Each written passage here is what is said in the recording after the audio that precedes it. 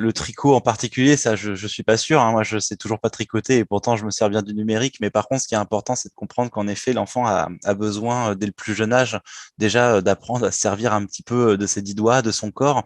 Au début, l'enfant est dans ce que Piaget appelle le stade sensori-moteur, hein. Donc, il a besoin d'explorer l'espace, de toucher, de voir la différence entre ce qui est dur, ce qui est mou, ce qui est doux, ce qui est rugueux. Il a besoin vraiment d'explorer et de découvrir le monde, en fait, avec tous ses sens. Et le numérique ne propose pas vraiment ça, en fait, finalement.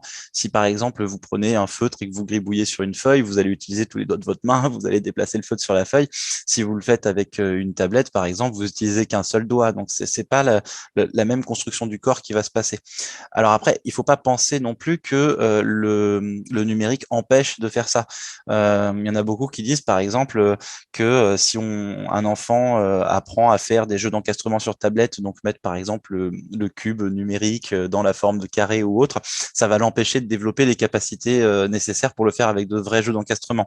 En fait, non, s'il le fait sur tablette, ça va développer certaines capacités, mais ça développera pas celles qui sont nécessaires pour le faire avec de vrais jeux d'encastrement. Donc, ce qui est important, c'est pas est-ce qu'il le fait sur tablette ou pas, c'est est-ce qu'il le fait déjà avec de vrais jeux d'encastrement ou autre, parce que voilà, pour travailler l'appréhension de l'objet, du corps, de l'espace ou des choses comme ça, c'est vraiment très important. Donc en fait, le but, c'est surtout de se dire que il y a besoin que l'enfant découvre son corps, qu'il découvre l'espace, qu'il découvre aussi des choses liées au rapport temporel avec la narration ou autre. Toutes ces choses en fait qui vont se passer surtout dans la relation avec l'humain, dans le fait de lui raconter des histoires, dans le fait de pouvoir l'aider à jouer avec de vrais jouets et tout ça, et que l'écran en fait ne vienne pas remplacer entièrement ça, parce que de toute façon, il ne viendra pas stimuler en fait ces choses-là. Donc après, l'écran peut être utilisé sur des moments en fait bien précis pour pouvoir, par exemple, jouer ensemble avec les tout petits, interagir et vraiment mettre en place cette interaction nécessaire que le petit doit avoir avec justement d'autres humains.